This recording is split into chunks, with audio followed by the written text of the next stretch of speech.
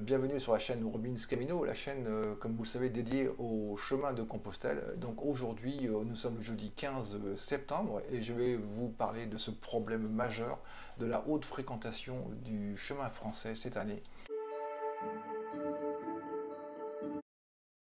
Et ce matin, plus de 400 pèlerins se sont élancés depuis Saint-Jean-Pied-de-Port sur la route Napoléon pour rejoindre Roncevaux après 7 heures de marche environ et 25 km. Comme je vous l'avais annoncé dans une précédente vidéo sur quel chemin choisir en Espagne, je vais vous mettre le lien dans la description.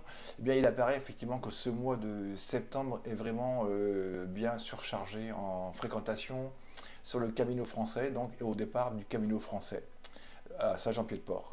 Il y a 400 départs par jour depuis le début septembre et où on observe une arrivée de 1400 pèlerins par jour à Compostelle. Le message il est surtout de vous signaler, vous qui allez partir encore en septembre, qui allez partir bientôt dans quelques jours, dans quelques semaines, il faut évidemment faire très attention donc à cette haute fréquentation et si vous êtes déjà engagé dans cette voie, eh bien de paramétrer et de réfléchir à planifier vos étapes pour ce chemin de Compostelle, sachant que sur l'année 2019, il y avait 330 000 pèlerins qui sont arrivés à Compostelle. Plus de la moitié avaient cheminé par le chemin français. Ça veut dire que des grosses arrivées. Et à Saint-Jean-Pied-de-Port, c'était environ 8000 personnes qui étaient parties de Saint-Jean-Pied-de-Port. Alors, les explications à cette haute fréquentation, elles sont multiples. La première, c'est que le plus connu et le plus fréquenté des chemins est bien le Camino français qui prend son départ à Saint-Jean-Pied-de-Port. Ce camino est le plus ancien et le plus connu du monde entier. La deuxième est la période Covid qui a privé les pèlerins de partir sur les chemins de Compostelle. Et donc en 2022, on retrouve les pèlerins qui auraient dû partir en 2020, en 2021. Ils viennent se rejoindre à ceux qui partaient normalement en 2022, vous voyez ce que je veux dire. Et donc ce flux est beaucoup plus important pour un mois de septembre, je dirais, des années précédentes. D'où les problèmes d'hébergement, qui étaient déjà un peu recensés l'année dernière sur le chemin en Espagne. Il est donc normal de se poser la question, est-ce que le chemin n'est pas victime de son succès? Les premières personnes, ce sont bien les pèlerins donc, qui vont en septembre, là, comme ça se passe en ce moment. Il y a beaucoup de pèlerins donc, qui témoignent de leur détresse devant le fait qu'il n'y a plus d'hébergement, même à Roncevaux, et donc ils doivent faire 5 km de plus, voire 10, pour rejoindre une auberge éloignée du lieu où s'arrête à l'étape le maximum de pèlerins. Ensuite, la troisième raison de cette haute fréquentation en septembre 2022, c'est l'année jacquaire. L'année jacquaire, c'est pour les croyants une année où lorsque vous arrivez à la cathédrale de Santiago de Compostelle, en rentrant dans la cathédrale par la porte du pardon, eh bien, vous avez l'absolution de tous vos péchés, sachant que cette porte ne s'ouvre durant l'année jacquaire, c'est-à-dire quand la fête de Saint-Jacques du 25 juillet tombe un dimanche. Donc vous avez cette porte du pardon qui est ouverte tous les 6, 5, 6 ans et 11 ans. Voilà.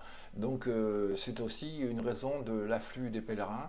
Peut-être pas forcément tous au départ de Saint-Jean-Pied-de-Port, mais vous les rencontrerez encore après sur le long du chemin français et notamment Sarriades dans les 100 derniers kilomètres. Il est à noter aussi que la fréquentation du chemin français est due aussi à nombre d'auteurs de livres qui ont fait paraître des récits sur le chemin français à partir de Saint-Jean-Pied-de-Port et jusqu'à Compostelle. Et également des cinéastes, film émouvant, donc The Way avec Martin Sheen, sorti en 2011. Ce film a participé à faire connaître aux États-Unis le chemin de Compostelle et le Camino français. Ce film est évidemment bien émouvant, raconte une histoire d'un père qui vient marcher sur les traces de son fils qui est décédé durant la première étape de la route Napoléon de Saint-Jean-Pied-de-Port à Roncevaux. Star du Grand Bleu, donc le film The Way, le film américain, aussi bien aux États-Unis qu'en Europe, a participé également à rendre célèbre le Camino français et également donc les chemins de Compostelle. Donc c'est aussi une des raisons de la fréquentation et évidemment ciblée sur septembre, le moment le plus favorable pour prendre ce chemin français. Vous avez également nos amis coréens qui sont en grand nombre maintenant, autant que les Français, hein. J'ai vu les statistiques de 2019. Eh bien, nos amis coréens étaient aussi nombreux, quasiment à 1000 près. Ils étaient 7000 en 2019 sur le chemin français. Donc, la journaliste qui a fait connaître le chemin français en Corée du Sud, c'est une journaliste donc, qui est venue faire le chemin en 2006. Donc il s'agit de Cho Young-suk et elle a donc créé dans l'île du Sud de Jeju, elle a créé donc les sentiers Olé avec des étapes comme le chemin de Compostelle et en 2007 donc ce sentier a donné lieu à une fréquentation importante de près de 1 million de Coréens qui sont venus marcher sur ce sentier.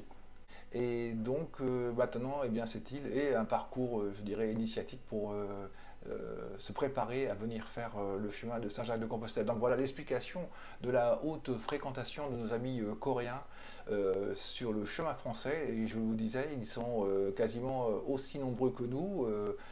Tous les ans à parcourir le chemin de Compostelle et notamment pour eux c'est le chemin français. Alors évidemment, on pourrait demander quelles sont les solutions. Eh bien vraiment en ce mois de septembre 2022, donc pour échapper aux chaleurs de juillet-août, eh bien effectivement la meilleure solution, c'est ceux qui ont choisi le bivouac, et car ils peuvent donc marcher sans se soucier de leur hébergement et avoir vraiment l'esprit dans le chemin et non plus dans le souci d'un hébergement. Car d'avoir de manière constante ce souci d'hébergement, ça vous oblige à planifier, comme je vous le disais, longtemps à l'avance votre chemin de Compostelle.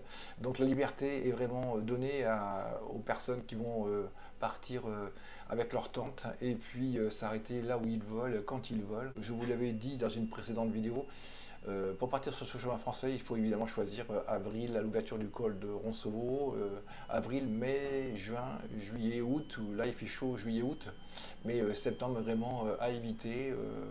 Autrement, vous allez retrouver les inconvénients eh bien, des sites touristiques à haute fréquentation, avec des problèmes, comme je vous le disais, d'hébergement et autres soucis en raison du grand nombre de personnes. Vous n'aurez plus les mêmes services que si c'était un peu plus tranquille. Et vous-même, vous serez un peu plus en train de faire du coude à coude, à faire des files d'attente, à supporter des files d'attente sur le chemin de Compostelle. Alors que dans une autre période, évidemment, ce serait plus tranquille.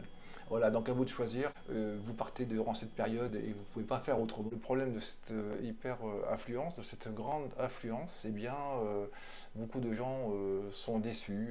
Il y a des témoignages de personnes qui sont vraiment déçues de trouver le chemin, je dirais, Donc les pèlerins deviennent en ce mois de septembre 2022 victimes du succès du chemin, victimes du succès de ce chemin français. J'espère que cette vidéo vous aura plu et n'hésitez pas donc à vous abonner pour suivre la sortie des prochaines vidéos de la chaîne. Je vous souhaite bon Camino pour ceux qui sont sur le chemin et pour ceux qui vont partir très prochainement. Et je vous dis à bientôt.